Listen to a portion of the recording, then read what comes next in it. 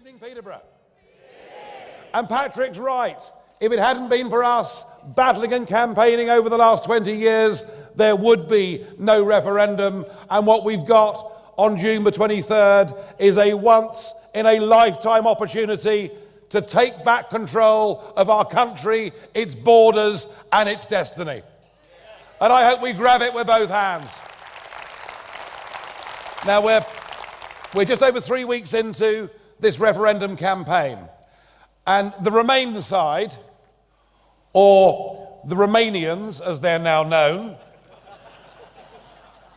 have launched what I think is the most negative campaign we've ever seen in British political history. Nick Clegg, who I shared a platform with again last night. Nick Clegg was busy telling us that Britain simply isn't big enough. That we as a country of 65 million people, well, at least they're the ones we know about, but there's quite a lot more than that, I suspect. But no, it's going to be a very serious speech, this, I promise you. But Nick Clegg tells us that as a country of 65 million people, we're not big enough.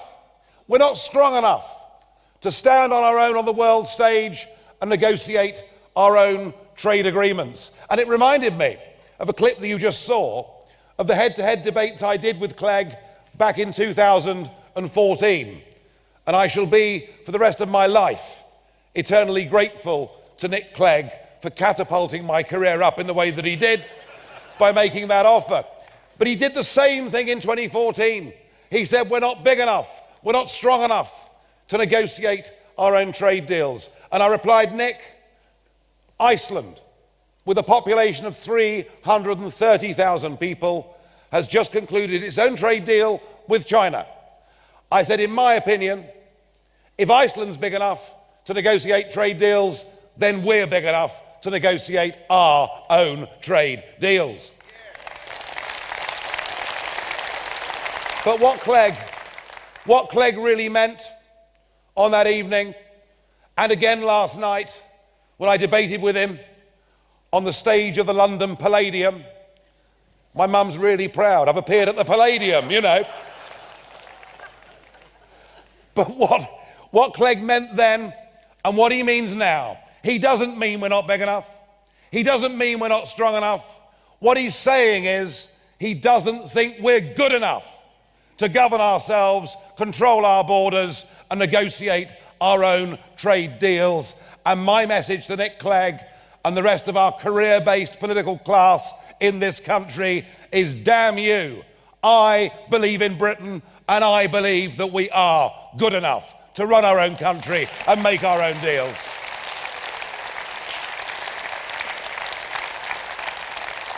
But it's not just been Clegg. We've had Peter Mandelson. Sorry, I didn't hear you. Thank you. Peter Mandelson telling us it's all going to be terribly complicated. We won't be able to negotiate these trade deals. We won't be able to gain market access. It could take us up to 10 years in which we'll be cast out into the wilderness. Well, the answer to Peter Mandelson is that when Australia negotiated a trade deal with the United States of America, they did it in 10 months. If Australia can do it, Mr. Mandelson, Britain can do it, Mr. Mandelson. And while we're at it, Mr. Mandelson, we're very pleased we didn't listen to your advice and join the Euro 15 years ago.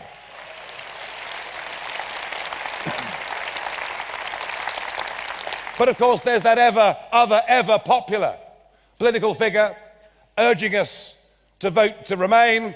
I'm, of course, talking about Tony Blair. They're getting there, aren't they? What was that I heard over there? Yeah, well, I think that may come up in questions. And Blair urging us, we must stay part of this union. I guess that he's still auditioning, is he not, for the job to be President of Europe. Although given his own levels of vanity, I'm surprised that Europe is big enough for him.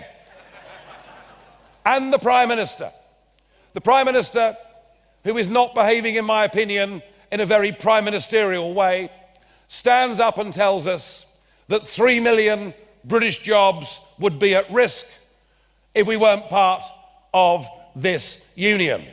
And my advice to anybody worried about these scare stories being put out by the Prime Minister and Clegg and Mandelson and Blair and all of the rest of them is just look out of your windows onto the street. See how many BMWs are on British roads. See how many Mercedes are on British roads.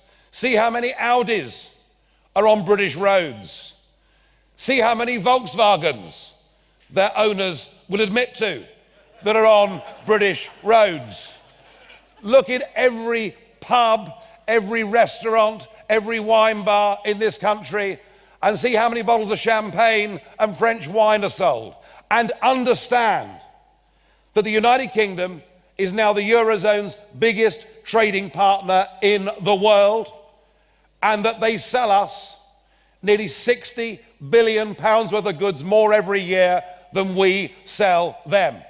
If 3 million British jobs were at risk if trade ceased with the rest of Europe, there'd be 5 million jobs in Germany and France that would be at risk through no trade. And actually, folks, it isn't governments that create business.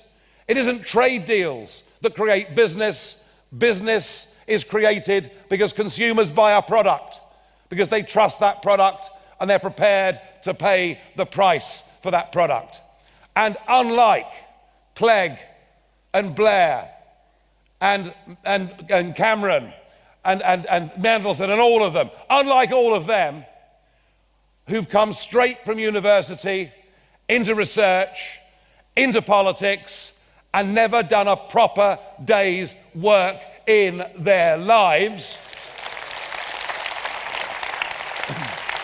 unlike them, I spent 20 years working in global trading business. I have bought and sold consignments of copper and aluminium and lead and tin and zinc and nickel and silver and shipped them all over the world. I have got a better idea of how trade happens in the world than the rest of them put together. And Britain leaving the European Union will not affect our trade with the rest of the EU by one iota.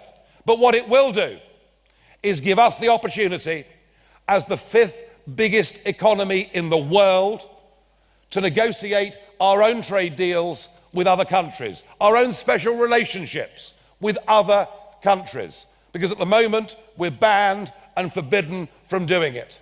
So once we've divorced ourselves from this political union that we were sold into 40 years ago on a lie, you know, and those of you with hair greyer than mine or thinner than mine in the room, remember that you were told it was to be a common market, wasn't it? A common market, all about trade and not about politics. Well, that lie has turned into a political union that now makes 75% of our laws. A political union to which we pay in gross £55 million a day, and sure, we get some money back, but even net, we pay in £34 million a day. A political union that means we have given away 200 miles of the North Sea, which Norway, of course, has got, and we've given away and sold out the British fishing industry. We have given away, as Simon said earlier, we have given away our basic rights, our basic freedoms, our basic concept of parliamentary democracy. All of that has been sold and given away on a lie that unless we're part of this club, they won't do business with us. Well, not only will we do business with that club, but we will also remember, once we've left, who we are as a people and who our friends are around the world. And one of the first things I want us to do, once we're free of this union, is to recognize there's an organization out there with 53 member states, with 2.2 billion people in it, where English is a common language, where common law and contract law are nearly always very similar, where they actually like us.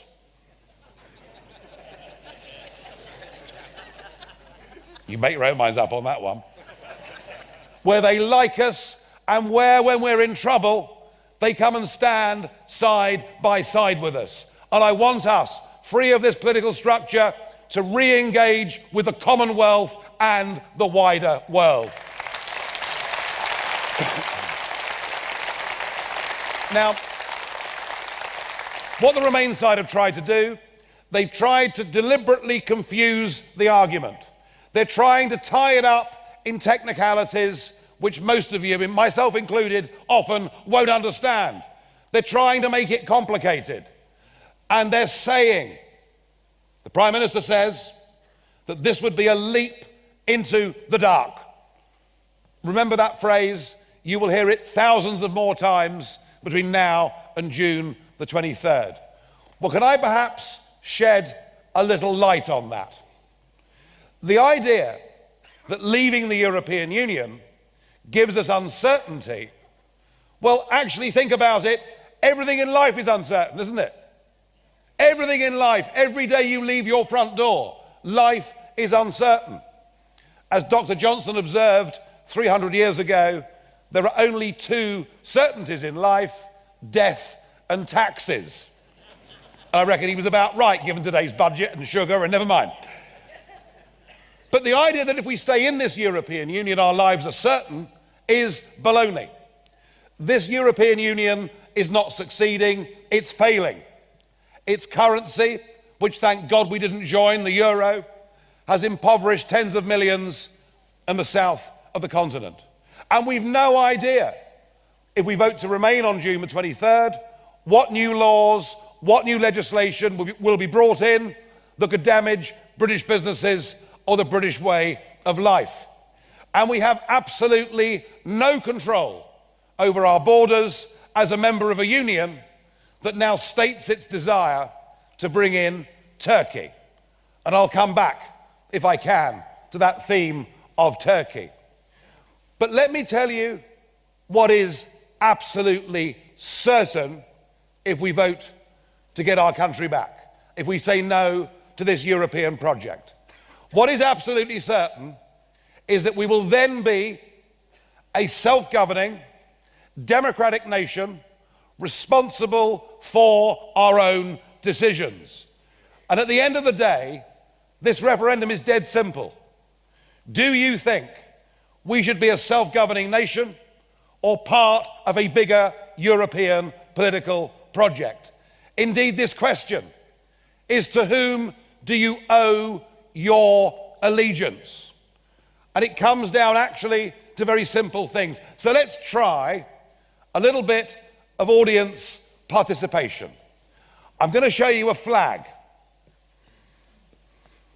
Do you owe your allegiance to this flag? No. Are you happy that your passport, as mine, that the first two words on it are European Union? No. Are you happy that this passport is now shared by over 500 million people, any of whom can come to this country and enjoy the same rights that you've got? No. Fine. Let's try another flag.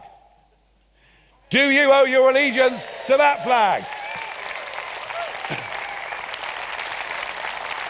And that, ladies and gentlemen, is what this referendum is all about. It's about our country. It's about our history. It's about respecting those who went before us and twice in the 20th century risked and in some cases gave everything they had so that we could be a free, independent, self-governing, democratic country. Should we not respect those that went before us and fought for us to live in liberty, democracy and freedom?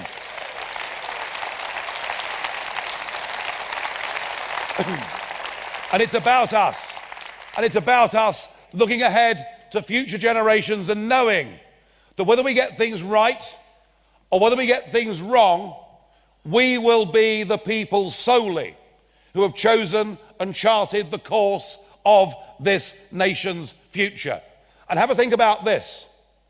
If you believe in democracy, and I'm with Churchill on this, it's a deeply imperfect system, but it's the best system that mankind has yet developed. Think about this. A piece of law that comes to Britain comes directly from the unelected European Commission. Yeah, it goes through the Parliament, it goes through the Council of Ministers. But if we get a law that we don't like, there is nothing the British Prime Minister, there is nothing the British Cabinet, there is nothing the British Parliament, and there is nothing you, the British people, as voters can do to change a single European law. The only way European law can be changed is if the unelected Commission propose its change. If you think about it, it is the death of parliamentary democracy. It is the death of everything we have been against as a country, and indeed sold to the rest of the world over the course of the last many centuries. But if we're a self-governing, independent nation, and if we vote for a rubbish government led by someone like Jeremy Corbyn, I mean, he would be rubbish, wouldn't he? But let's just say we voted at the next election for Jeremy Corbyn. Let's just say he put in place a load of batty rules and regulations that made us a poorer, worse country. We would be able, at the next election, not just to get rid of Mr. Corbyn, but to vote for a new leader of a different party with a different manifesto who could get rid of every piece of legislation Mr. Corbyn had put in place and put somebody else in who'd be a better Prime Minister. We would be in charge of our destiny. We would be in charge of our steel industry. We would be in charge of our financial services industry. We would be in charge of our fishing industry. And we could stand proud on the world stage and say we're British, we're English, we're Welsh, we're Scots, we're Northern Irish, we're proud of who we are, and we govern ourselves. Now,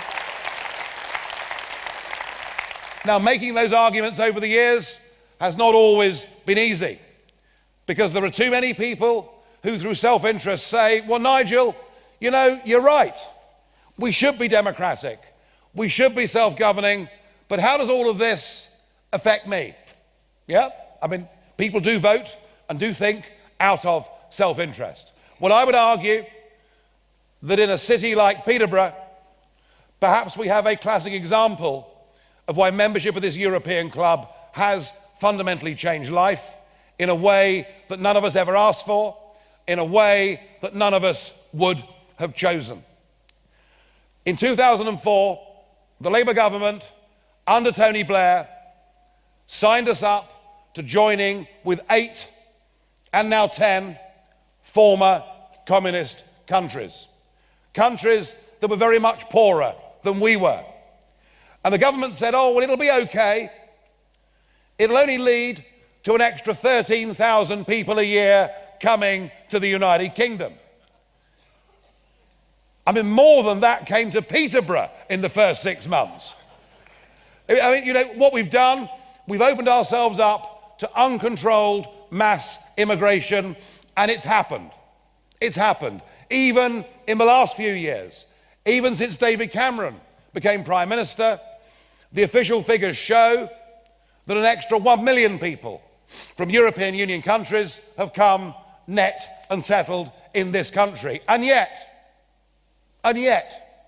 we have issued 2.3 million national insurance numbers. And I'm sorry, but I believe the government are deliberately and willfully lying to us and not telling us the full extent of the numbers coming into this country.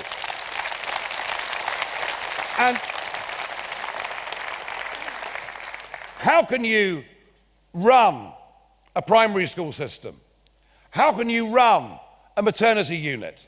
How can you provide or plan for the necessary health care a community needs if you haven't got a clue, within the nearest couple of million, how many people will be there in the next 5 years?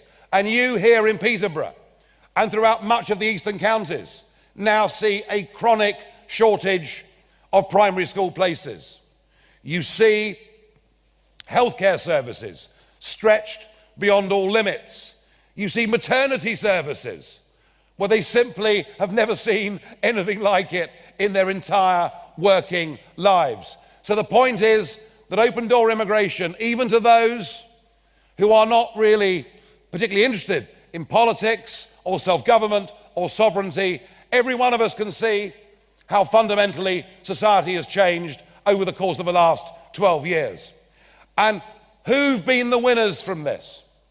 Well, I'll tell you, it's been the big multinational companies, because they now have access to unlimited cheap labour, and what that has done to the lives of millions of ordinary, decent British families, it's driven down their wages and it's driven down their living standards. And for a government, both Labour and Conservative, to have presided over a fall in the living standards of ordinary, decent, tax-paying, law-abiding people in this country is, in my view, a complete and utter disgrace.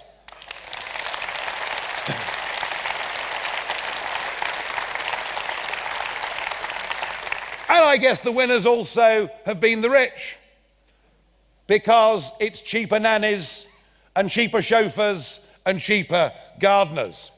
So those arguments about uncontrolled mass immigration, I think, are made well and understood. But ladies and gentlemen, this has now all taken a very new, and I'm going to suggest to you, potentially very dangerous twist. Because what we saw in April of last year was Mr. Juncker, the Commission President, announcing that they were going to embark upon a European Union common asylum policy. It was the signal that was sent out to many genuinely troubled displaced people from Syria and elsewhere, that if you came to Europe, you would be accepted. And that error was compounded last summer by Chancellor Merkel, making her call and saying, as many as want to come can come, and we can cope. And I think in doing that, she's made the worst political judgment of modern political history. It is a massive, dramatic mistake. Now, before I come on to talk about the most serious theme I wish to discuss and share with you this evening, to prove I am not being in any way opportunistic about the threats and the danger and the misery, can I just show you what I said last April in the European Parliament?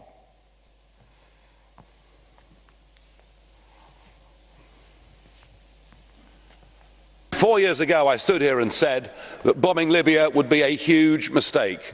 But of course, the UK Parliament and this Parliament were desperate. There was a clamour to go to war. And so now we have a failed state of Libya, which is now a conduit being used for criminal trafficking gangs trying to bring people to Europe. We are guilty for this crisis. We are directly guilty for the drownings that are going on. I am not blind to the human suffering that we've caused in many of these countries. I would call on this Parliament, this Commission, to end the barriers to trade, to stop the fisheries policy, to ask the United Nations to get involved and to try and help. But the real question we face is, what are we to do? Are we to go down the Australian system in dealing with this crisis? And indeed, the Australian Premier, Tony Abbott, has offered us his advice and help. Australia faced this, and Australia not only have stopped the boats from coming, they've stopped people from drowning. But no, we're not interested in what the Australians have done. We have decided that we can deal with this on our own. So we've decided that people can come and that people won't be sent back. The problem, ladies and gentlemen, is this.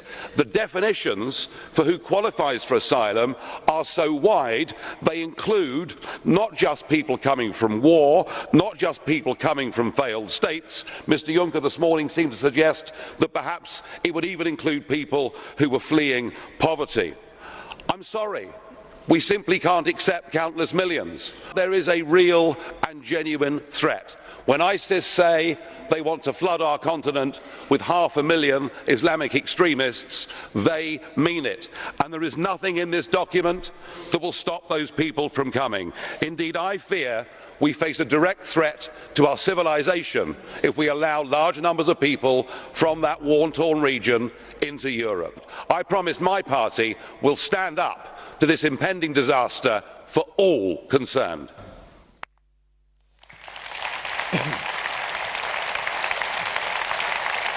So, if I haven't convinced you that Britain should be a self-governing democratic nation, respecting its past and being optimistic for its future, I did my best. If I haven't convinced you that having this passport available to 508 million people is a mistake because of what it does to people's wages and the pressure it puts on public services, I tried my very best. If I haven't convinced you that the rubbish that Clegg and Cameron and Blair and Mandelson are coming out with is coming from people who don't understand how trade and business works, and that actually, far from there being a threat to our exports, we've got the chance to make new relationships and new deals with the rest of the world. If I haven't convinced you with that, I'm sorry, but I'm going to have one last go to convince those that I've failed so far to persuade. The first job of the British government is to protect the realm and to defend the people of this country.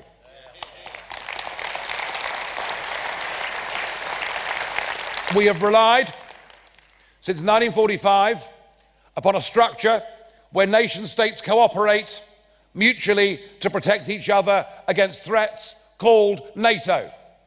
It is an alliance that has been hugely successful over the last 70 years, and it is an alliance that is directly threatened by the European Union having now set up its own separate military command structure and being hell-bent on building a European army, a European navy, and a European air force. I don't want Britain to be part of a European army. I want a British army to cooperate with our allies in NATO to defend this country.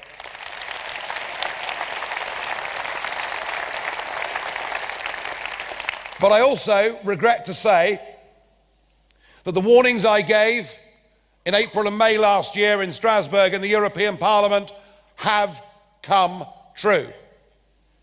When I said that if ISIS say they will use this crisis, to flood our continent with their own jihadi fighters, they probably mean it. The boss of Europol said 2 weeks ago that he estimates there are now between 3,000 and 5,000 jihadi terrorist extremists on the mainland of Europe who have come into Europe using the migrant crisis as cover. The head of NATO has said that he fears jihadism will spread like a cancer through mainland Europe as a result of us being unable to vet and check those that are being let in. And this manifests itself not just in appalling scenes such as those we saw in Paris, and bear in mind that 2 of those 8 people had come back into Europe through the Greek islands posing as refugees. But it also manifests itself in another way, which I think is equally shocking. And I'm talking about what we saw happening outside that railway station on New Year's Eve in Cologne. What we saw was on a wholesale, almost industrial scale, young women, middle-aged women, older women, going off to New Year's Eve parties, being openly sexually molested in the street. And if what I'm going to say upsets some of you, I'm sorry, but it's true. If we allow unlimited numbers of young males to come into Europe from countries where women are at best second class citizens, what on earth do we expect? You know, 100 years ago, exactly 100 years ago, the women of this country went to work in the factories because the men were away. They earned their first proper wage packets. They went down to the pub. They got the vote. We've had in 100 years an incredible level of female emancipation and liberation. And remember, well, I've convinced one anyway. And remember, all those young males who were outside that train station in Cologne, in a few short years, will have German passports, by which I mean EU passports. And they will then be able to come to this country. I'm sorry, whether it's the cultural threat that it poses, whether it's the terrorist threat that it poses, whether it's the military threat that a European army poses, I am saying to you tonight, I am pleading with you tonight, the safest and most sensible thing for us to do is to take back control of our laws, to take back control of our borders, to take back control of our destiny, and to say no to this European project that isn't working, not just for us, but for the rest of Europe too. And we will be a better, more confident, self-governing nation and a safer, more secure place for doing it. Please, please take this once-in-a-lifetime opportunity that presents itself on June the 23rd, and let's become an independent nation state once again. Thank you. You didn't frankly have the balls to put country before party.